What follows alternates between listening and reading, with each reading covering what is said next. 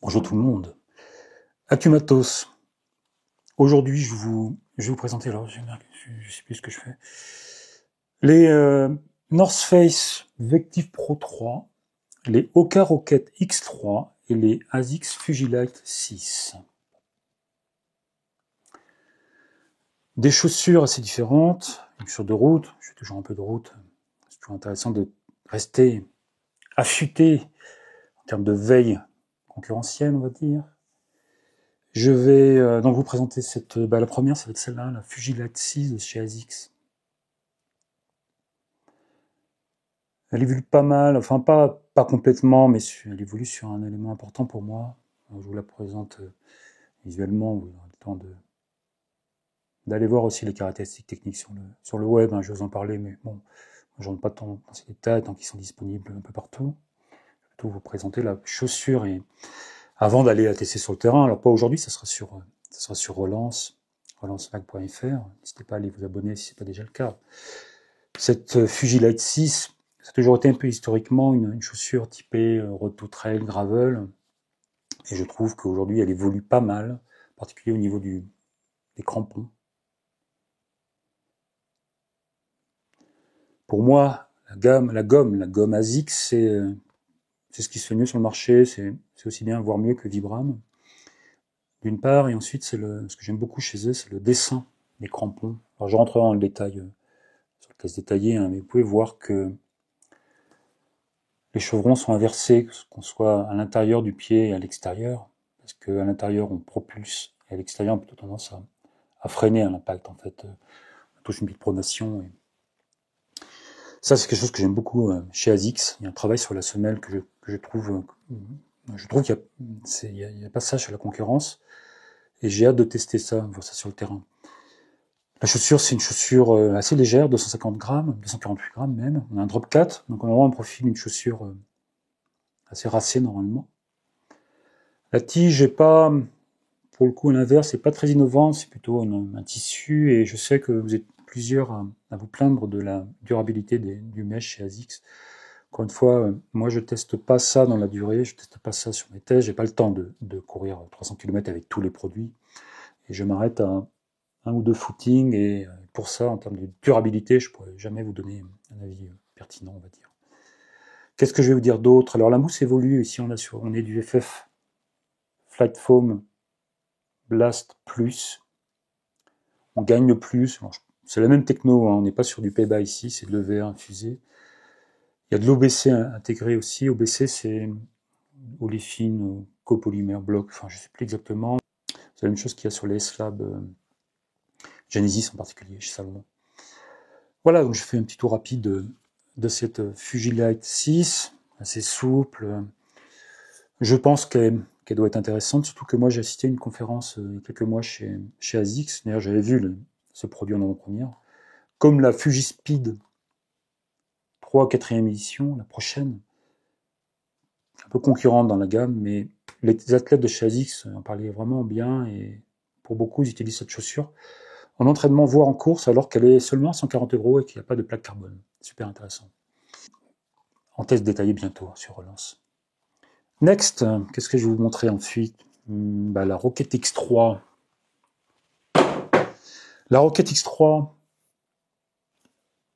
Hoka a explosé depuis quelques années sur la route aussi, parce qu'en face, il y a quand même des concurrents très très forts, hein, comme Nike, ASICS, New Balance, des acteurs historiques. Et Hoka, c'est pas dégonflé, hein, c'est lancé sur les produits et route avec la Rocket X. Alors j'entrerai dans le détail sur la présentation détaillée, hein, encore une fois sur Relance, parce que j'ai aussi la version 2. Alors j'ai aussi la première version de la Rocket X, hein, éventuellement je les sortirai.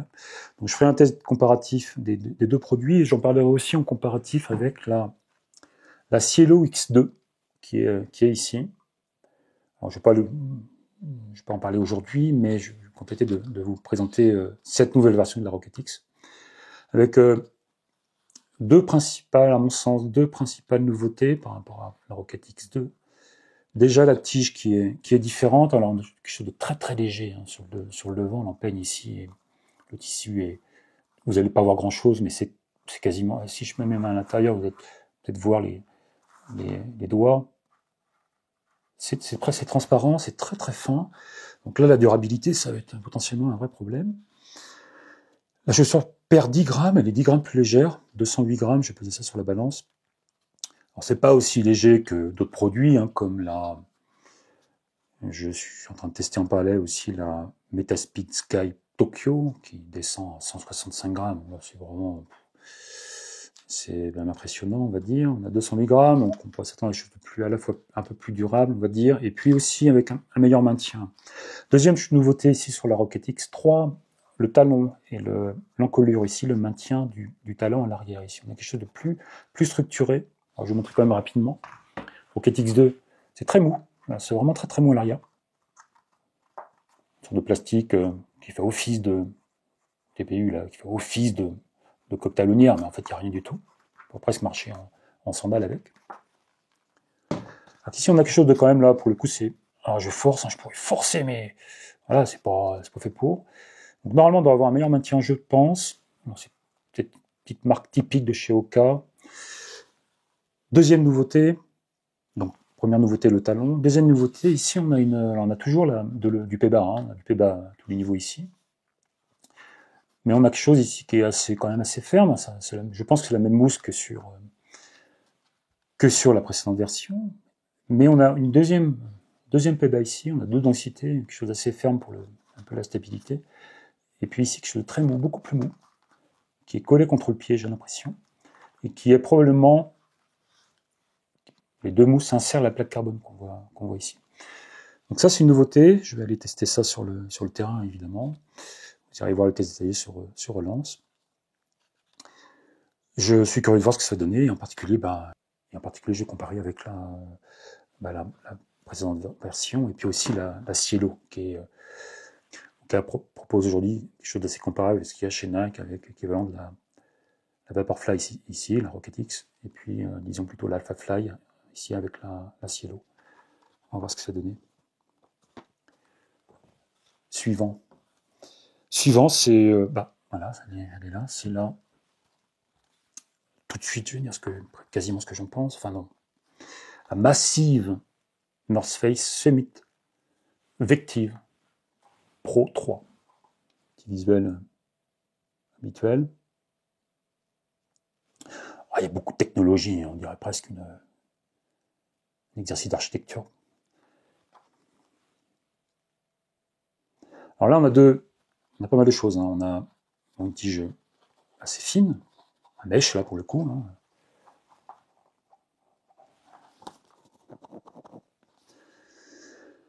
Une semelle très épaisse, je pense qu'il y a plus de 40 mm de stack. Je n'ai pas ouvert, je n'ai pas sorti la semelle de propreté sur les autres chaussures, mais je pense qu'on peut mettre une semelle de compensation, je ne sais plus ce qu'on appelle les podologues qui donnent.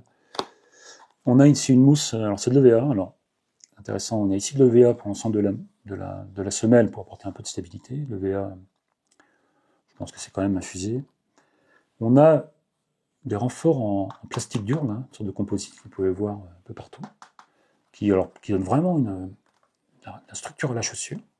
Et puis on a une plaque carbone, alors, je ne sais pas si vous allez la voir, elle est ici, sous la zone jaune. Alors, on voit presque pas, j'arrive pas à... La plaque carbone est encapsulée entre donc cette mousse en EVA et puis la mousse jaune qui est du P-bas. Je trouve que ça fait beaucoup. Alors déjà, je trouve que ça fait beaucoup de technologie. Voilà, sur la concurrence, on n'a pas autant de choses. On a une mousse, une plaque, et ça suffit en général, avec un peu plus peut-être de structure sur la tige, parce que là c'est quand même assez fin. Alors évidemment, il y a une colle talonnière, mais déjà, bon, elle pèse 310 grammes. 310 grammes, c'est beaucoup pour une chaussure qui a une destination perf, on va dire. Hein. C'est le modèle haut de gamme de chez North Face, 310 grammes. En trail, pour le modèle haut de gamme chez la concurrence, il y a presque 100 grammes d'écart. Pour mes mots, 100 grammes, c'est de l'ordre de 1% en termes de perf. 1%, c'est pas rien. C'est pas rien, sachant qu'une plaque carbone sur la route, ça fait gagner 2-3%. Bon, déjà, c'est pas anodin. Et puis, je sais pas trop, parce que j'ai pas encore testé. On va voir ce que ça dit. Qu'est-ce que je vous ai pas dit encore? 250 €, donc on est en phase avec, évidemment, toujours, c'est très cher, mais on a l'impression qu'il y a une sorte de conseil de direction de toutes les marques de chaussures, hein, pour s'arranger à ce que leurs produits haut de gamme soient calés à 250 euros. Et même maintenant un peu plus cher, 200, 300, 250, 300 euros sur certains produits. Mais voilà, bon, je vais voir ce que ça va donner sur le terrain. Quoi d'autre? J'ai fait le tour, je crois. Une actu qui se termine avec ça, avec cette Effective Pro 3. Je vais tester ça sur le terrain, et puis n'hésitez pas à vous abonner, si ce n'est pas déjà le cas, à la chaîne. Il y aura d'autres... je prévois, là, ça fait un moment que j'en parle, mais il faut vraiment que je fasse mes vidéos, mes top 3, on va dire, mes préférés, mes chaussures préférées en termes de terrain, en termes d'usage. J'ai déjà fait l'Ultra Trail, j'ai déjà fait la chaussure polyvalente en trail. Je pourrais te faire des chaussures véloces, des chaussures adaptées au gras, éventuellement de KV, et puis on verra ce que ça donne pour la suite, si vous aimez ce genre de formats qui sont pas des tests vraiment, mais plutôt des comparatifs rapides de ce qui existe sur le marché. Abonnez-vous, posez-vous vos commentaires, parce que j'ai tous les produits, ils sont tous là, je les garde, moi je les revends pas, comme certains, et je réponds toujours avec plaisir. Allez, à plus tard, ciao.